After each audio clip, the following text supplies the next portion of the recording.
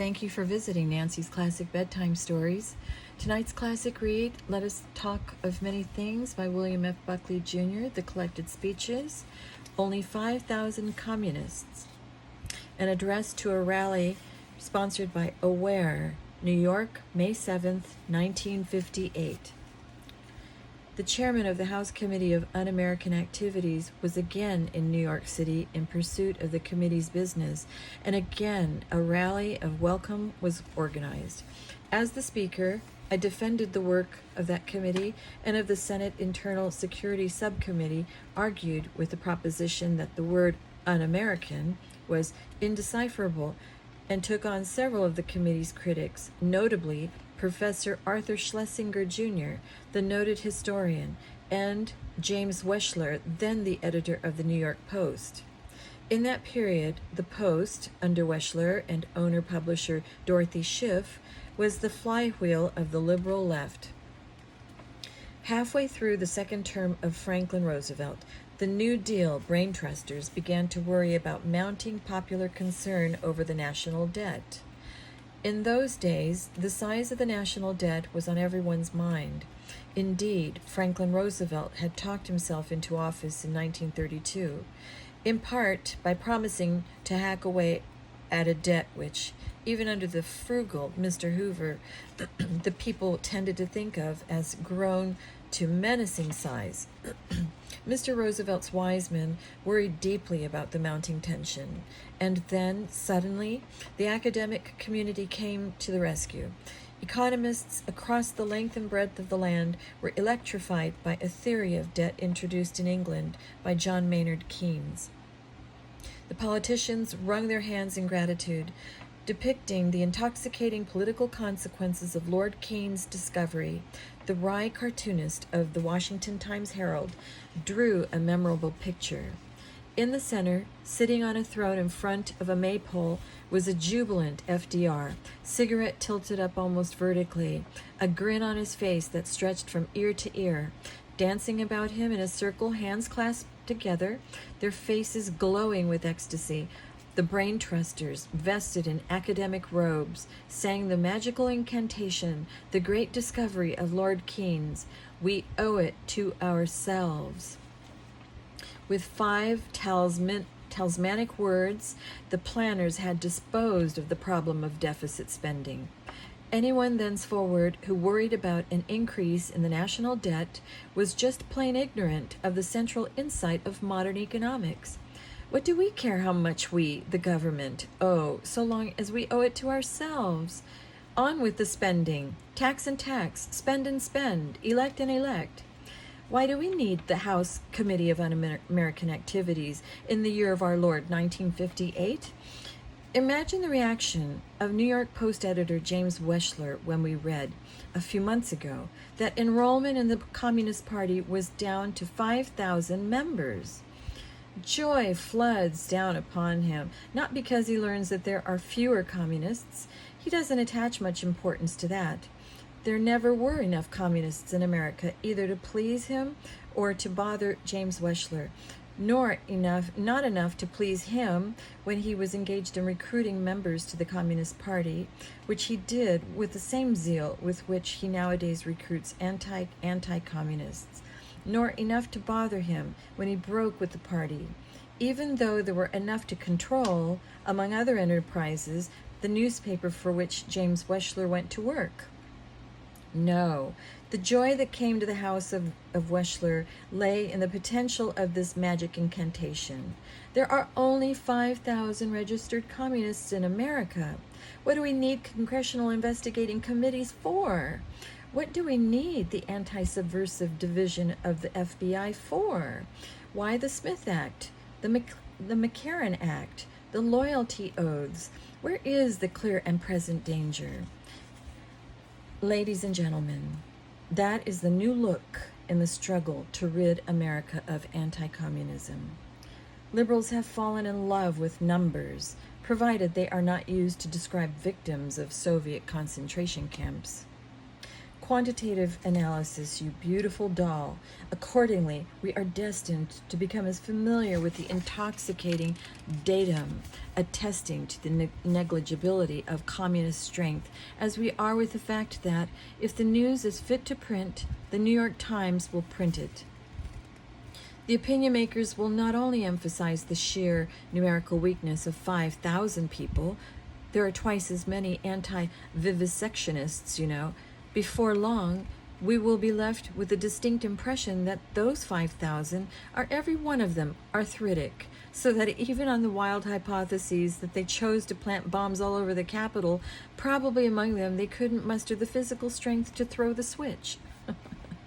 Internally, however, the argument of numbers does not really satisfy the Weschlers or the J.L. Raws or the Arthur Schlesingers.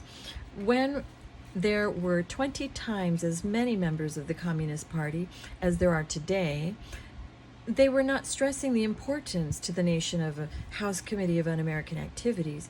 Their basic quarrel has very little to do with the size of strength of the enemy. It has to do with the idea that anybody has the right to decide what is un-American, quote unquote. What is un-American about communism? Well, yes, violent overthrow of the government is un-American, all right. But we have laws against that, so why do we need a House committee and additional laws? And if the communists, then when they talk about the necessity for violent overthrow of the government, are talking only in a fanciful sort of way, in the way, for example, that Dante talks about the physical dimensions of hell, then can you, in a democratic society, punish them for what amounts to nothing more than the exercise of free speech? What are these terms? What is to be subversive? Subversive of what? What is treason or treasonable? What, when you come down to it, is un-American? Lots of people think Franklin Roosevelt was un-American. Should he have been investigated by the Committee of Un-American Activities? Isn't it a law of fact, a law of life, that what is considered un-American today is due to become established national doctrine tomorrow? Doesn't a congressional committee on so-called un-American activities in effect ask a society to stop in its tracks, blocking to an anxious people access to security in the womb of the brave new world? The liberals, ladies and gentlemen, are, and let us never forget it, in control of events, so that, like bears on Wall Street, they have the raw power to justify their own predictions and their own analyses. They appear to have done so in this case, something a great many people would have deemed un-American 10 years ago. Standing up for the Soviet national anthem now happens at the Metropolitan Opera House every night before the Moiseyev Ballet. The vision of our thought leaders is not of an America of unchanging basic attributes, the kind of America that we dreamed about 180 years ago, when words like inalienable and immutable and indefeasible were so freely used. Their dream is a shifting dream. Our dream is of an America whose essential characteristics must never change, however violently time and tide pound upon our shores. Our vision is not of the open society of an Oliver Wendell Holmes or of an Alan Barth or a Henry Steele Commisure, but of an America of fixed landmarks. Their America prepares for a measured surrender to socialist ideology.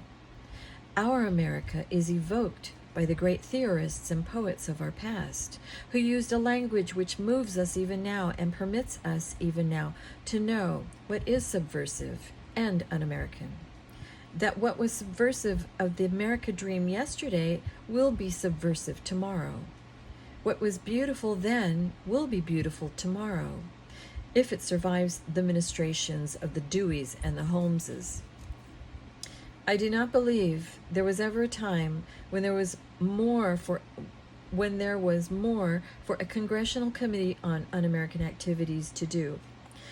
The challenge is not so much at this moment to rescue America from 5,000 communists as to rescue America from the national delirium that gives to 5,000 communists the power of 5 million. We are in danger of going mad, and I take the liberty of declaring madness to be un-American. We are becoming not a peaceful, but a pacifist people. And to go from peacefulness to pacifism is like going from thrift to miserlessness. Many of our opinion leaders clamor for retreat at every level. The lighthouses of anti-communist resistance are, by the enveloping darkness, being blotted out from sight. All this a congressional committee with its unique facilities might successfully dramatize. A big job for so small a committee, to be sure, but the few have saved the many before. For a few exhilarating moments, Mr. Eugene Lyons wrote after the Hungarian uprising. It almost looked as if Hungary would liberate the United States. The committee must never lose sight of the fact that it is our leaders, above all, who need to be educated. By his own admission, the President of the United States does not know how to argue the superiority of the West against a champion of communism.